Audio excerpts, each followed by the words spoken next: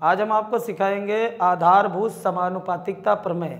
Class 10th 6 lesson है त्रिभुज, जिसमें सबसे पहला लेसन है आधारभूत समानुपातिकता प्रमेय से संबंधित 6.1, और उसमें सबसे पहले यही प्रमेय का प्रयोग होगा।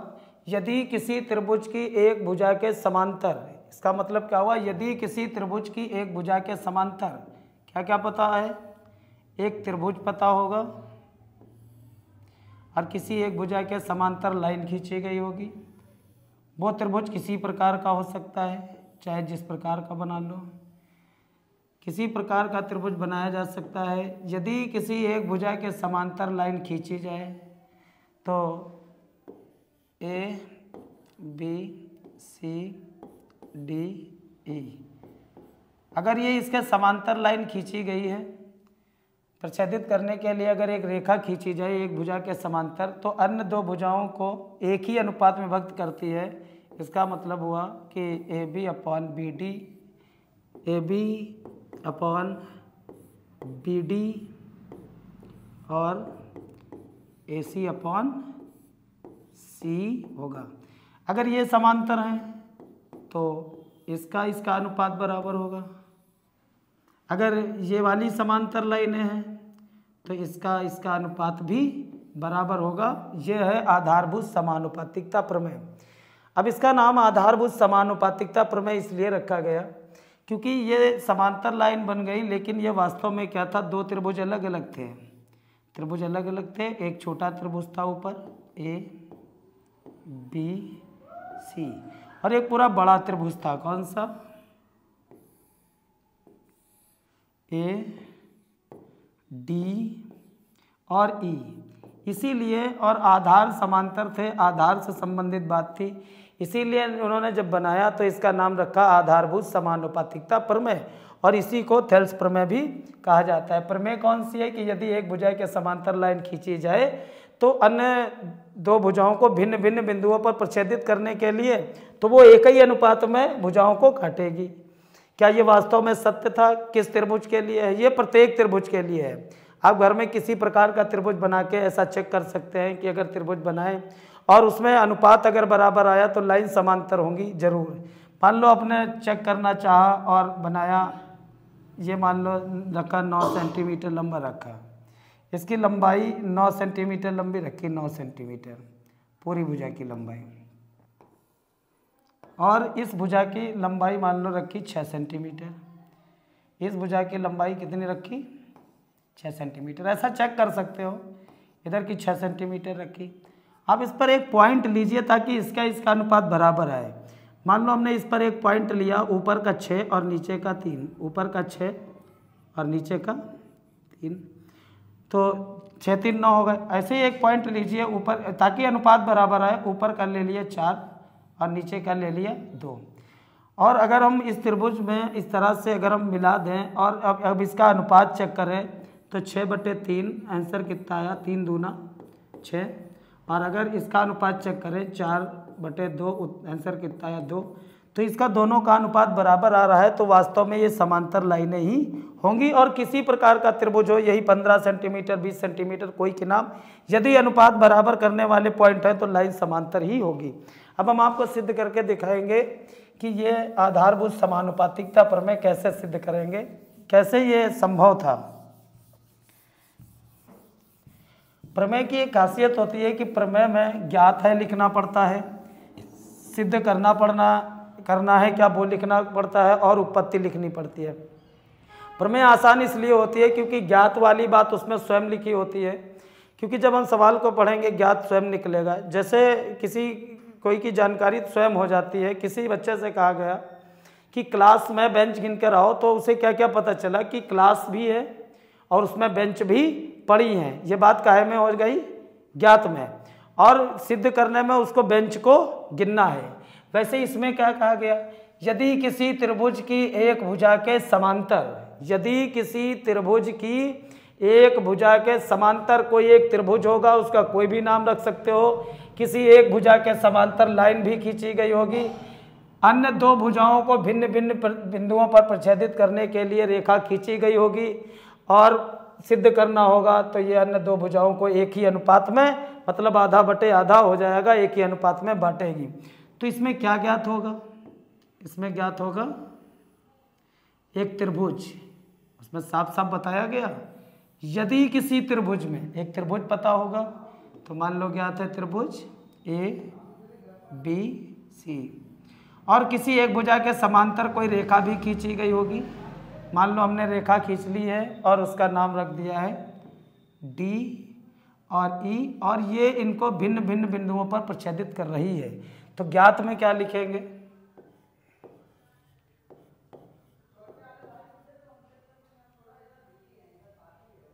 तो ज्ञात में लिखेंगे कि ज्ञात है त्रिभुज, और त्रिभुज का जो भी नाम रखा वही लिखेंगे। इसमें कौन सा त्रिभुज है? ज्ञात है त्रिभुज ABC, जिसमें D समांतर BC। ज्ञात है त्रिभुज ABC,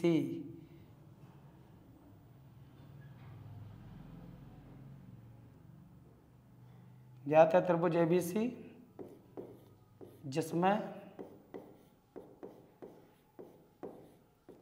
D समांतर BC, D समांतर BC खींची गई है।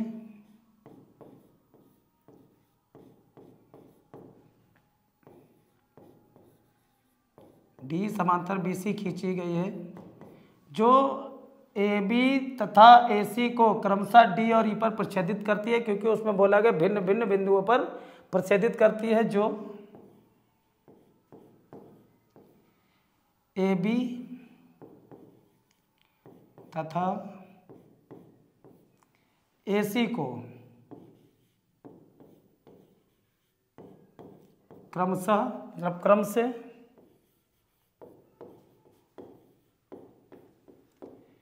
D तथा E पर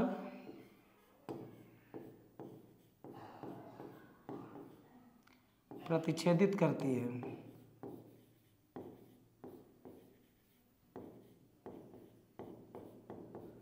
केवल इतनी तो बात ज्ञात होगी, क्योंकि सवाल में क्या है, यदि किसी त्रिभुज की एक भुजा के समांतर, एक त्रिभुज पता होगा, किसी एक भुजा के समांतर लाइन भी खींची गई होगी, तो ज्ञात है त्रिभुज ABC जिसमें D समांतर BC रेखा भी खींची है, जो अन्य दो भुजाओं को भिन्न भिन्न बिंदुओं पर प्रच्छेदित करती है, जो AB तथा AC को क्रमशः D और E पर प्रच्छेदित करती है। और सिद्ध करना है कि जो प्रच्छेदित करने वाली रेखा है एक ही अनुपात में विभाजित करती है, मतलब AD/DB और A/EC। तो सिद्ध क्या करना है?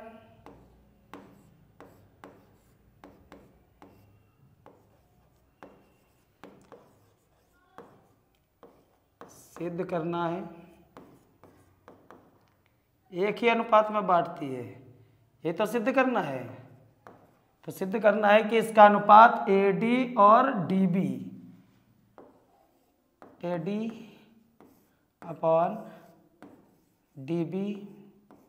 AD/DB और AE/EC, AE/EC।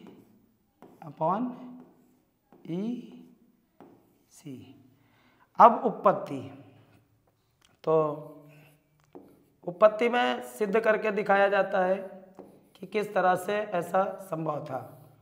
उपपत्ति, अब देखिए, उपपत्ति को सीखने के लिए, इस प्रमेय को सीखने के लिए आपको अलग से बातें अन्य सीखनी पड़ेंगी। कौन कौन सी बातें सीखनी पड़ेंगी वो देखिए।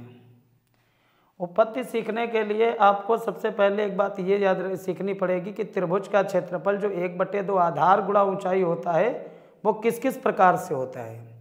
त्रिभुज का क्षेत्रफल 1/2 आधार गुणा ऊंचाई होता है। जैसे ये त्रिभुज बना है,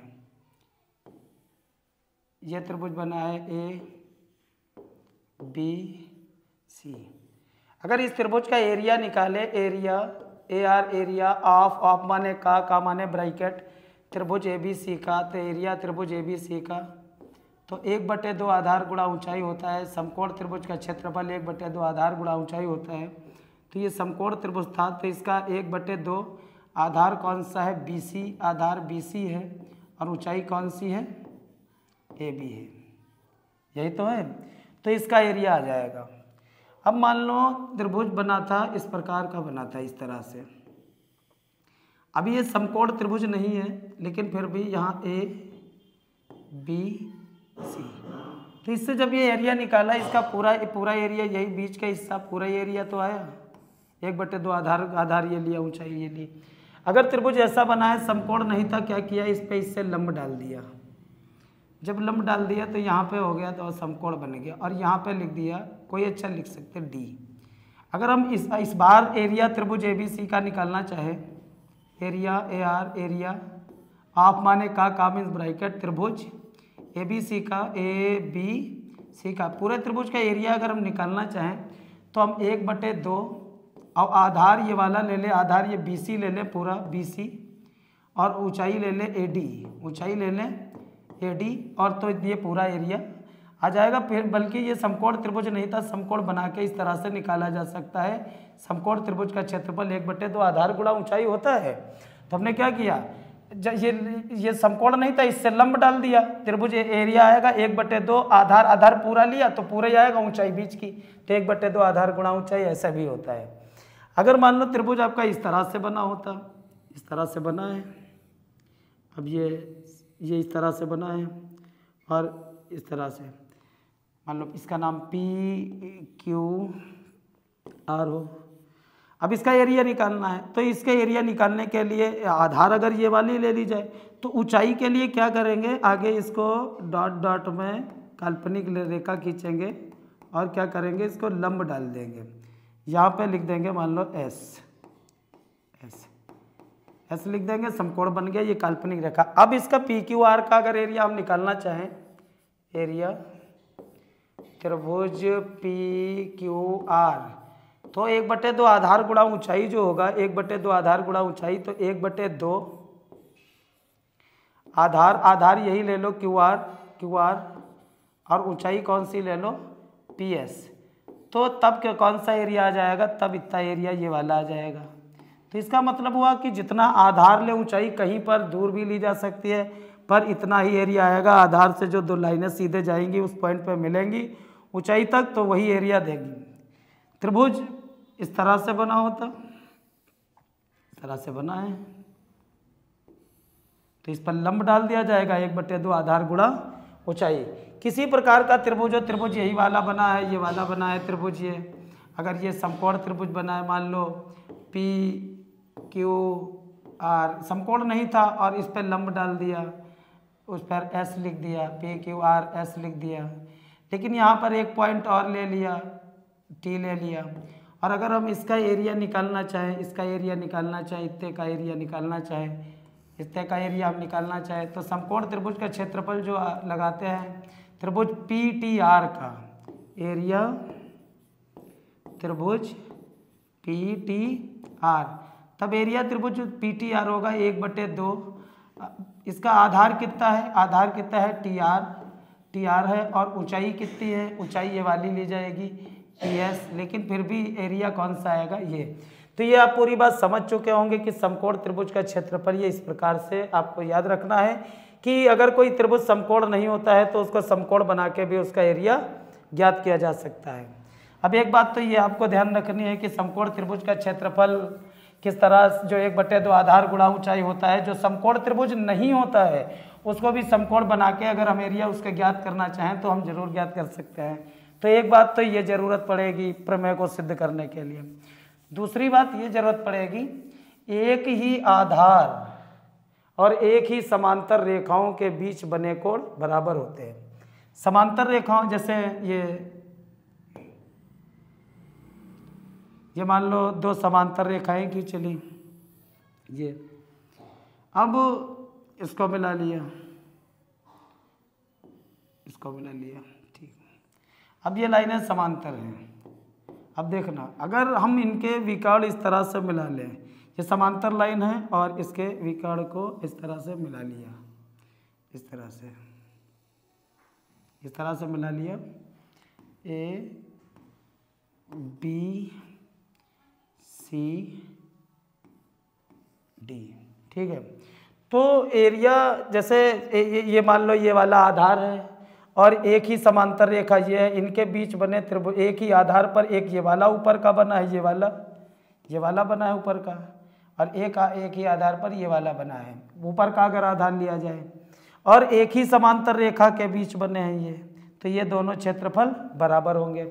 अब आप ये सीख लिए, और इधर नीचे ये ऊपर के बराबर होंगे, ऊपर के बराबर होंगे, ये इतना ऊपर का ए डी बी ऊपर का, उधर का ऊपर का ए डी सी बराबर होंगे, क्योंकि ये दोनों एक ही आधार पर बने हैं और एक ही समान ऊपर के। अब नीचे से अगर देखो तो ये भी तो एक ही आधार पर बने हैं और एक ही सब, तो ये वाला ए बी सी और बी डी सी इनके एरिया भी आपस में बराबर होंगे, आपस में उनके भी बराबर होंगे। लेकिन आखिर बराबर कैसे होंगे वो चेक कराते हैं। मान लो आपको चेक करना है कि क्या एक ही आधार और एक ही समांतर रेखा के बीच जो बनते हैं त्रिभुज वो बराबर होते हैं उनके क्षेत्रफल के। आप चेक करो, देखो उसी समकोण से सिद्ध हो जाए, उसी समकोण से चेक करेंगे। मान लो ये समांतर लाइन को बढ़ा लिया, अब समांतर लाइन को बढ़ा लिया तो सोचो कि ये ऊंचाई जितनी यहाँ पे होगी, जितनी ऊंचाई यहाँ पे होगी और उतनी ही ऊंचाई यहाँ पे होगी, वो तो निश्चित है क्योंकि समांतर रेखाओं की दूरी बराबर होती है। अब मान लो हमें देखो चेक करना है कि क्या ऊपर और ऊपर के एरिया बराबर होंगे, तो हम एरिया त्रिभुज। और एक चीज़ और याद रखो, जैसे ऐसे चाहे जिधर से चालू करो, इधर से ऐसे गए या इधर से, उसमें भी वैसे ही करो। मान लो इस वाले त्रिभुज को पढ़ा ए डी बी, एरिया त्रिभुज ए डी बी, एरिया त्रिभुज ए डी बी, कहाँ से पढ़ा ए डी बी, ऐसे यहाँ से लिया तो ऐसे आगे इसका।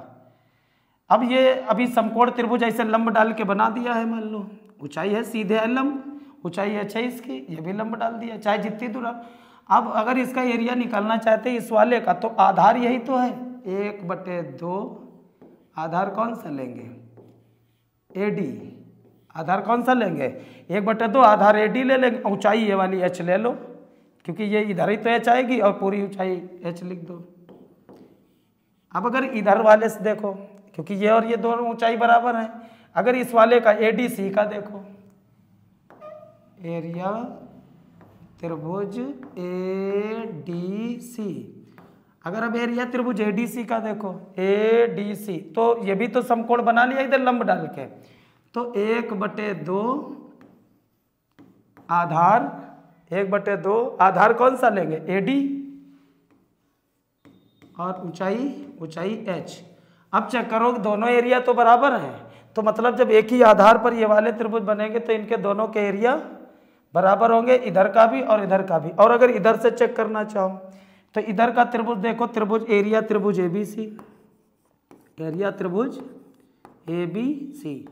अब जब एरिया त्रिभुज ए बी सी निकालेंगे, ये समकोण बना लिया, लंब ऊपर डाल दिया, इधर से उल्टा उधर ही तो लंब डाल दिया, ये देख लो यही तो ऊंचाई है, लंब को या ऊंचाई, तो 1/2 आधार कौन सा इसका नीचे बी सी, और ऊंचाई इसकी एच, इतना ही ऊंचा तो हर जगह पर है ही है, ऊंचाई एच। अब अगर हम इसका एरिया निकालना चाहिए इस वाले का बी डी सी का, एरिया त्रिभुज बी डी सी, तो लगाएंगे 1/2, आधार कौन सा लेंगे बी सी,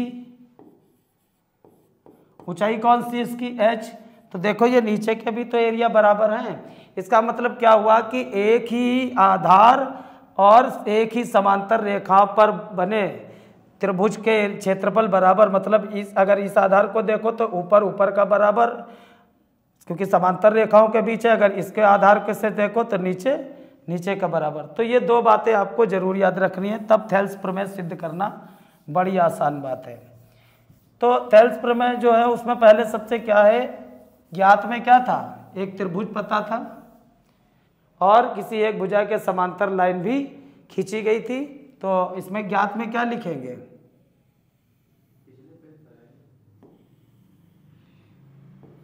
ये एक त्रिभुज था ए बी सी और यहाँ पर एक रेखा खींची, किसी एक भुजा के समांतर रेखा भी खींची गई थी जो अन्य दो भुजाओं को भिन्न भिन्न बिंदुओं पर प्रच्छेदित कर रही थी, जो अन्य दो भुजाओं को भिन्न भिन्न बिंदुओं पर प्रच्छेदित कर रही थी। तो ये बात ज्ञात थी, तो ज्ञात में क्या लिखेंगे, ज्ञात में लिखेंगे ज्ञात है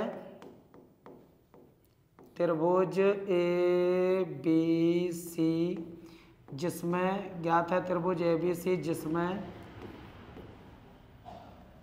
बी सी समांतर डी खींची गई है, बी सी समांतर डी खींची गई है,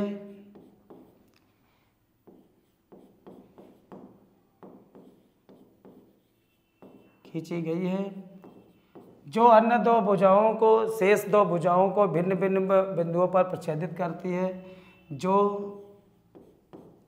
भुजा ए बी तथा ए सी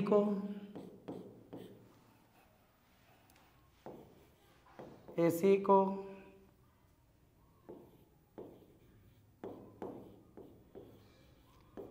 क्रमशः ए बी तथा ए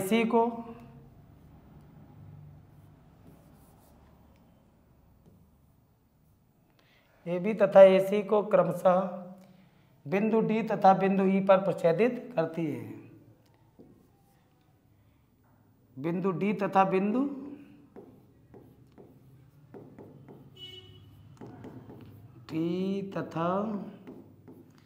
बिंदु ई पर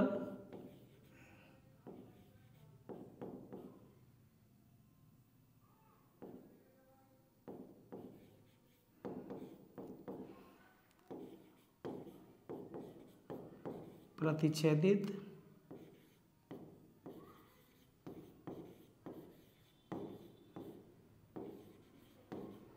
करती है। यही तो बात ज्ञात थी। एक त्रिभुज पता था और जिसमें एक भुजा के समांतर एक लाइन खींची गई थी जो अन्य दो भुजाओं को अलग अलग बिंदुओं पर प्रच्छेदित करती थी, और सिद्ध क्या करना था कि ये एक ही अनुपात में बांटती है। सिद्ध क्या करना है?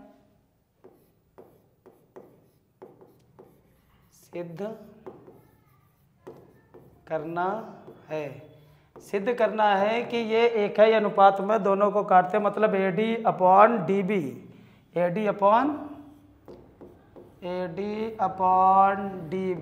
बराबर एडी अपॉन डीबी बराबर ए अपॉन ई सी, ए अपॉन ई सी, ये सिद्ध करना है।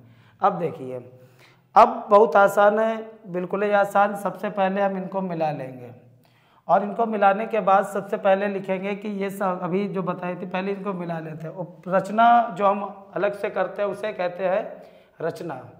तो रचना जो ज़रूरत पूरी करने के लिए किया जाता है उसे कहते हैं रचना, और उसे डॉट डॉट में करते हैं।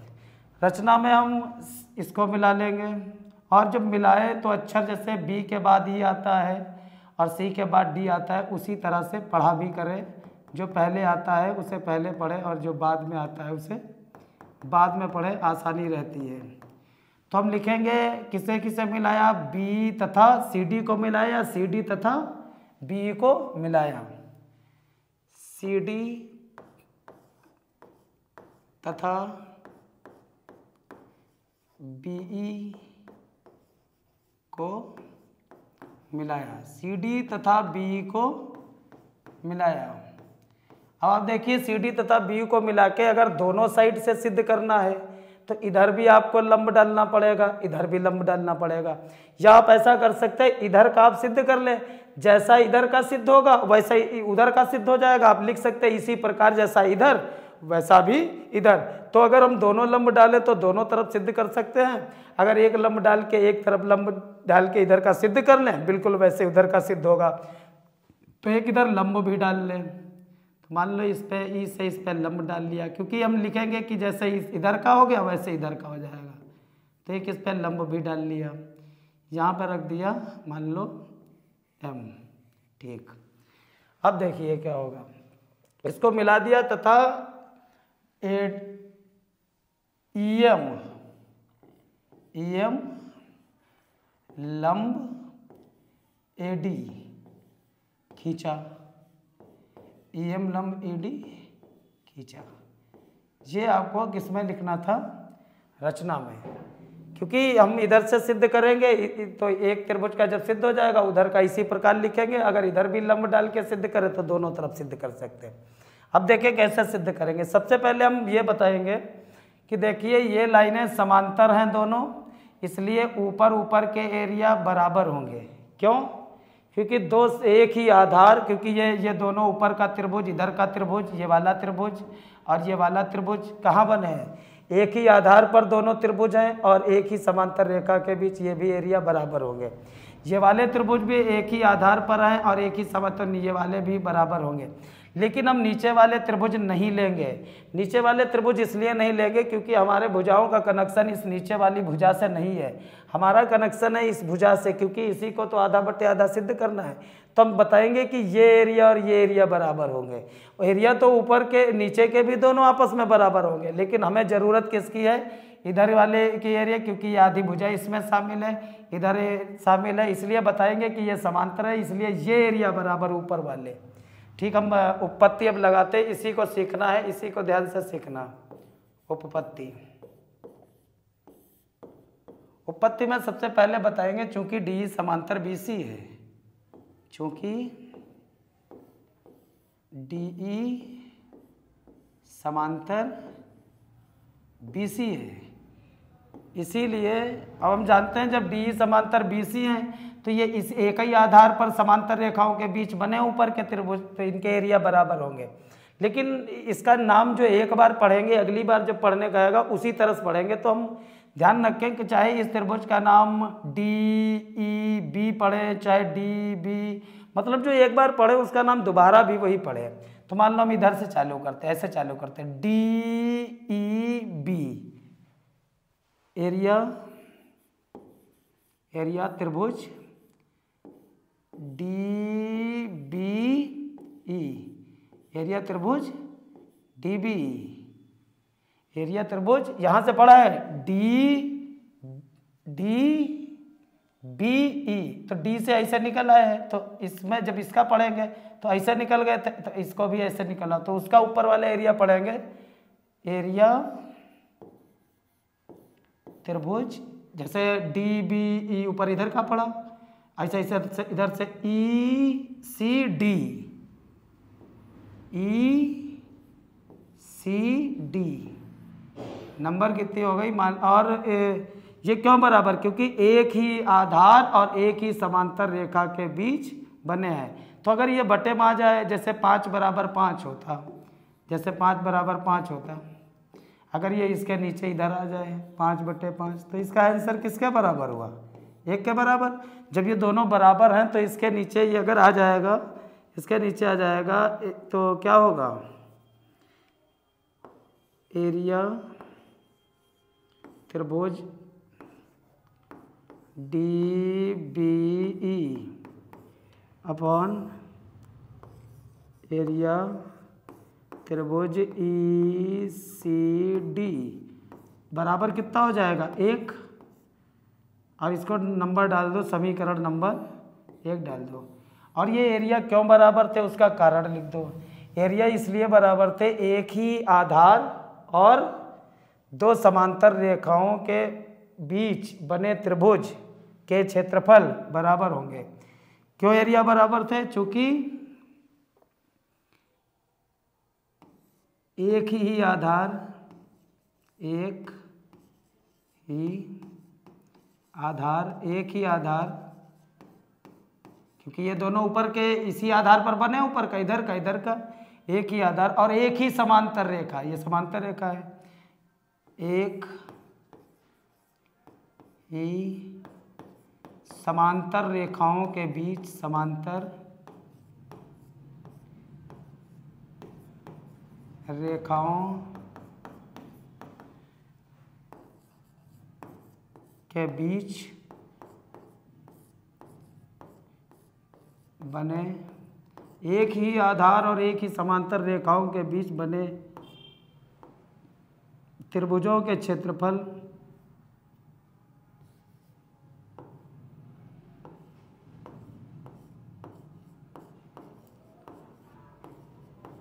त्रिभुजों के क्षेत्रफल बराबर होते हैं, बराबर होते हैं। एक ही आधार और एक ही समांतर रेखाओं के बीच बने त्रिभुजों के क्षेत्रफल बराबर होते हैं। ये एक ही आधार पर बने थे, एक ही समांतर रेखा के, तो ऊपर ऊपर के बराबर, नीचे नीचे के बराबर, लेकिन हमारा संबंध इधर से, तभी इधर लिखा। ये हो गई समीकरण नंबर 1। अब देखिए क्या करेंगे, अब ये फिर चित्र देख लीजिए।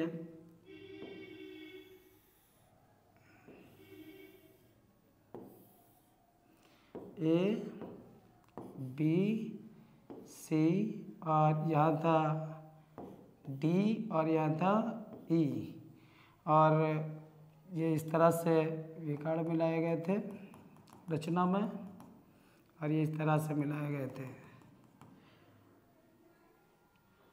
और यहाँ से इस पे एक लंब डाला गया था, लंब डाला गया था इस पे डाला गया था, ये 90 डिग्री बनना था। आप सुने, अभी समीकरण नंबर 1 जो निकाली थी, और हमने ये इधर से पढ़ा था, ऐसे गए थे और उसमें भी ऐसे गए थे, तो इनका अनुपात 1 के बराबर आया था। तो ये आया था एरिया त्रिभुज, एरिया त्रिभुज इसका इधर से पढ़ा था डी बी ई, एरिया त्रिभुज डी बी ई, और एरिया त्रिभुज इधर से पढ़ा था डी बी ई, तो इसको भी ऐसे पढ़ेंगे ऊपर का ई सी डी, ई सी डी, ई सी डी, तब इसका अनुपात आया था 1, क्योंकि ये दोनों एरिया बराबर थे, तो इसका आया था 1, और इसको नंबर डाले थे समीकरण नंबर 1। अब सुनो क्या होगा, अब देखो, अब सबसे पहले हम इसका एरिया निकालेंगे। एक बात ध्यान रखना, इस त्रिभुज को इधर से पढ़ा है, इस त्रिभुज को इधर से पढ़ा है, दोबारा नंबर आएगा, यही पढ़ना है। लेकिन ये वाला जो त्रिभुज ऊपर का है, अगर एक बार ए डी ई पढ़ो, चाहे ए ई डी पढ़ो, दोबारा भी वही पढ़ना, बस ये ध्यान रखना। अब हम बताएं, ये बात इतनी आप समझ गए होगे, अब हम बताएं कैसे लगाएंगे। सबसे पहले हम इसका एरिया निकालेंगे और इस भुजा का संबंध लेंगे। अगर इस त्रिभुज का क्षेत्रफल निकालना चाहें तो 1/2 आधार पूरा ले लें और ऊंचाई ये ले लें, आधार पूरा ले लें और ऊंचाई ये ले लें, यहाँ m था, तो ये पूरा एरिया आ जाएगा। अभी समकोण त्रिभुज का क्षेत्रफल पढ़ा था, लेकिन लंब डाल के निकाला जा सकता है। इस पर लंब डाला, इसे समकोण बनाया, अगर आधार ये ले, ऊंचाई ये ले, तो एरिया इसका आएगा। तो इसका एरिया इसलिए निकालेंगे क्योंकि इसका संबंध इस भुजा से है। इसका एरिया क्यों निकाला, क्योंकि इसका संबंध इस भुजा से है। अब बची इतनी भुजा बची, अब इतनी भुजा का संबंध किससे है, इस त्रिभुज से, और यही वाले तो क्षेत्रफल दोनों बराबर किए थे, तो इसका संबंध किससे है, इस भुजा से। तो पहले उसका एरिया निकालेंगे, फिर इसका एरिया निकालेंगे, और पहली बार इसका एरिया क्या होगा, ए डी का एरिया 1/2 आधार पूरा ले लेंगे, ऊंचाई ये ले लेंगे। अभी समकोण त्रिभुज का क्षेत्रफल बताया था, लेकिन जब इसका अब इसका संबंध जुड़ गया, अब बचा इस भुजा का संबंध, तो अब इसका एरिया निकालेंगे। इसका नाम पढ़ चुके थे, एरिया डी बी ई, तो इसका एरिया निकालेंगे, और इसका एरिया होगा 1/2 आधार इतना लेंगे और ऊंचाई वो वाली लेंगे, ये वाली, क्योंकि आधार इतना लिया और लंब इतना लिया, तो आधार के साथ इतना ही तो क्षेत्रफल आ जाएगा, यही तो बताया। तो फिर 1 नंबर पड़ चुकी थी, इसके एरिया को नंबर 2 डालेंगे, इसके नंबर को 3 डालेंगे, फिर समीकरण 2 में 3 से करेंगे भाग, तो एक आंसर आएगा। जो आंसर आएगा तो इसका और इसके एरिया में अनुपात AD/BD आ जाएगा, तो वो नंबर बन जाएगी 4। जब नंबर 4 बन जाएगी, बैटरी बंद देगी, लो पता ऐसे ही चल लो बैटरी बताए लो,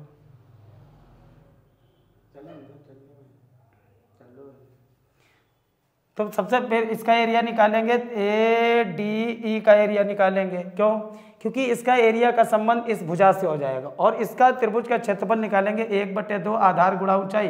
तो अभी समकोण त्रिभुज बना लिया है, 1/2 आधार AD लेंगे, ऊंचाई ये लेंगे, तो ये एक एरिया आएगा। अब इसको नंबर डालेंगे 2। उसके बाद हमें इतनी भुजा का संबंध चाहिए, और ये एरिया हम बराबर निकाल ही चुके थे, फिर इसका एरिया निकालेंगे। तो 1/2 आधार कौन सा लेंगे, BD, और ऊंचाई कौन सी लेंगे, वो, तब ये वाला एरिया आ जाएगा।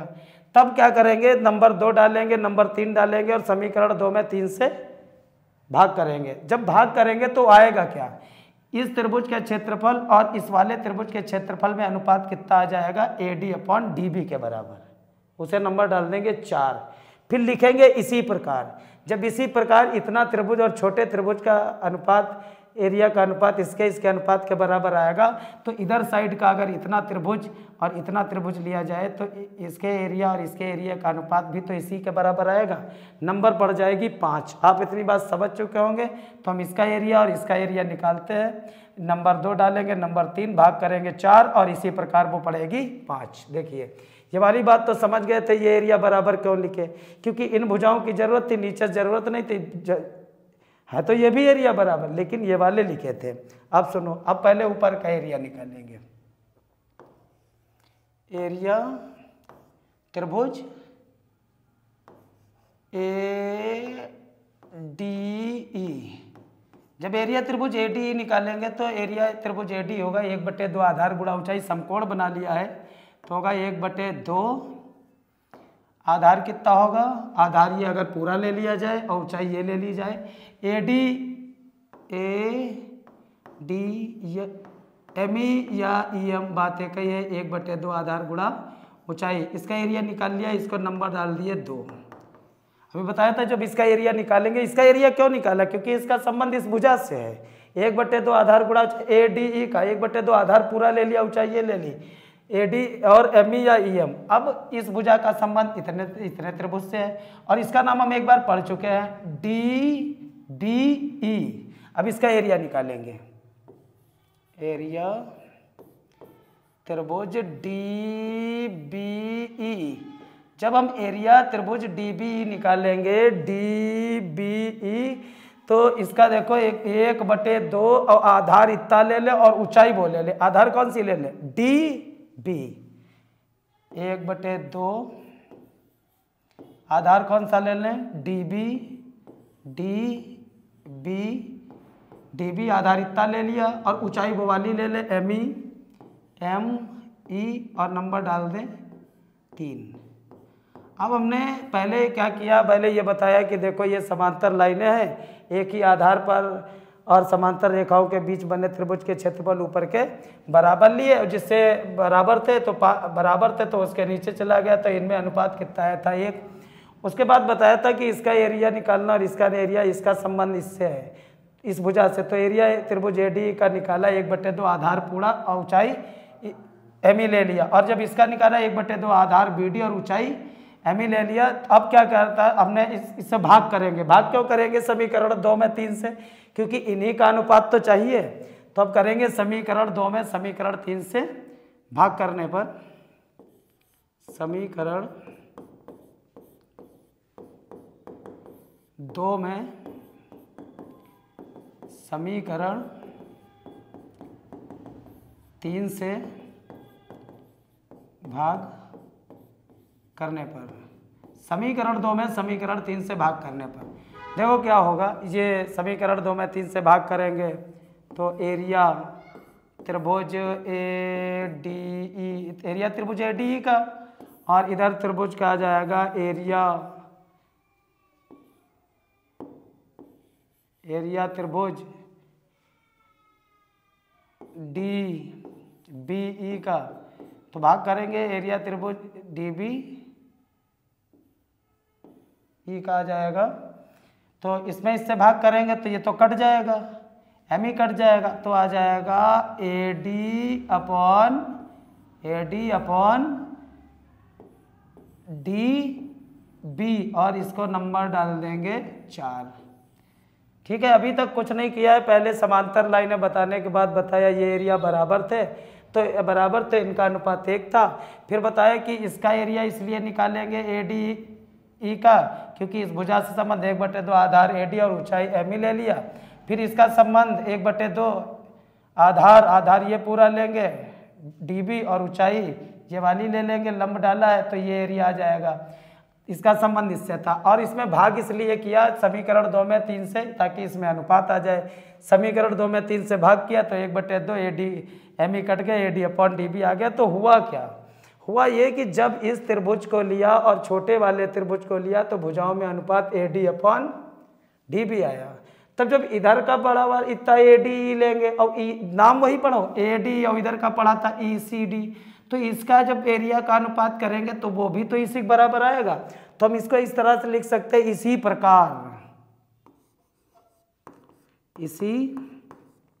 प्रकार, और वही नाम पढ़ना चाहिए जो एक बार पढ़ा जा चुका है। इसी प्रकार एरिया त्रिभुज ए डी ई,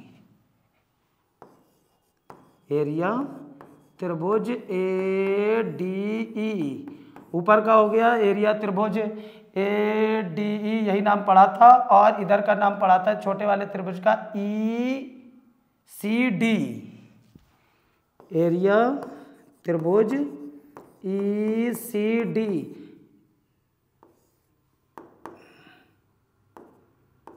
एरिया त्रिभुज ई सी डी। तो इसमें भी अब जब इधर का अनुपात इसके बराबर आया तो इधर का अनुपात आएगा इस भुजा के अनुपात के बराबर ए ई अपॉन ई सी, ए ई अपॉन ई सी, और अब इसको नंबर डाल देंगे 5। बस क्वेश्चन हो गया है पूरा। अब कुछ नहीं करना है, 4 में 5 से भाग करना है। जो भी इधर का 4 में 5 से भाग इसलिए करना है क्योंकि अब इन कोणों को ख़त्म करेंगे तब यही तो भुजाओं में अनुपात तभी तो आएगा। जब तक कोण नहीं खत्म होंगे तब तक भुजाओं में अनुपात कैसे आएगा? तब इन कोणों को ख़त्म करना है, भुजाओं में अनुपात आएगा। तो हम लिखेंगे समीकरण 4 में 5 से भाग करने पर, और बस जैसे ही भाग करेंगे अनुपात आ जाएगा। समीकरण 4 में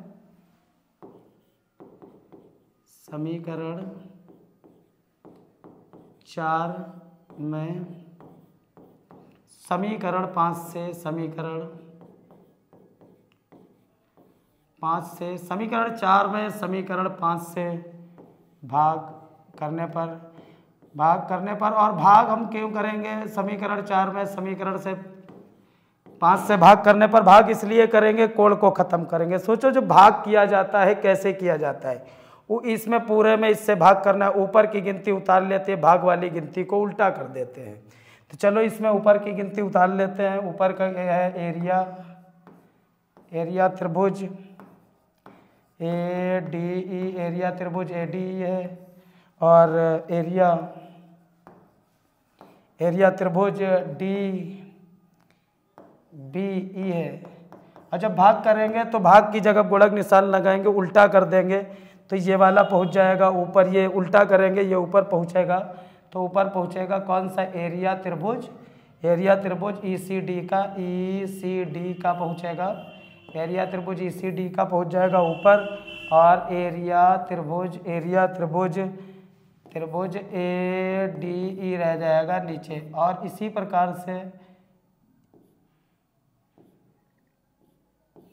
प्रकार से जब इसमें ए डी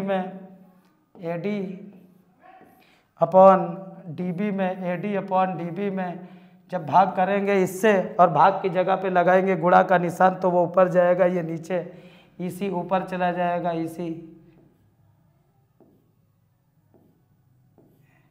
इसी ऊपर चला जाएगा, और ए ही नीचे आ जाएगा, ए ई। अब होगा क्या? होगा ये दोनों त्रिभुज जाएंगे कट, ए डी। अब सोचो कि ये अनुपात जैसे ई सी डी ऊपर हो गया और डी बी नीचे है, तो अगर इनको ऊपर नीचे कर दिया जाए तो भी तो इसका अनुपात, इसका आंसर कितना आएगा? एक ही तो आएगा। अगर इसको उल्टा कर दिया जाए, मान लो ई सी डी ऊपर रख दिया जाए, ई सी डी ऊपर आ गया, डी बी नीचे आ गया, डी बी तो इसके नीचे आएगा, उल्टा करेंगे तो भी इसका अनुपात 1 बना, तो मतलब ये हो गया 1 के बराबर। अब जब 1 के बराबर किससे हो गया? समीकरण 1 के द्वारा, समीकरण 1 से ये किसके बराबर हो गया? 1 के बराबर, क्योंकि उल्टा करने पर भी अनुपात वही आएगा। अब इधर का उतार लो, A D upon D B और ई सी अपॉन ए ई। अब क्या करो, ये भाग वाली गुणम आ जाएगी, डी बी इंटू ए ई, भाग वाली इधर गुणम आ गई, और इधर बचा ए डी इंटू ई सी बचा, इतना बचा, ये इधर गुणा में आ गई, ये इधर बचा। अब किसके नीचे कौन ले जाना है? देखो AD के नीचे DB ले जाना है। तो जब AD के नीचे DB ले आओ, AD के नीचे DB, तो अगर AD के नीचे DB चली जाएगी, AD के नीचे, यहाँ से देख लो AD के नीचे DB ले जाना, AD के नीचे DB जाएगी तो ये वाली किसके नीचे आएगी, ये वाली इसके नीचे आ जाएगी। तो AE के नीचे कौन आ जाएगी, AE के नीचे आ जाएगी, AE के नीचे आ जाएगी EC, और देखो सिद्ध हो गया AD अपॉन DB और AE अपॉन EC, आधा बटे आधा और आधा बटे आधा। तो ये थेल्स नाम के वैज्ञानिक ने सिद्ध किया था, यदि किसी त्रिभुज में एक भुजा के समांतर लाइन खींची जाए तो उन भुजाओं का अनुपात आधा बटे आधा बराबर होता है। यदि आपको वीडियो पसंद आए तो लाइक ज़रूर करें और शेयर करें। खुद सीखें और दूसरों को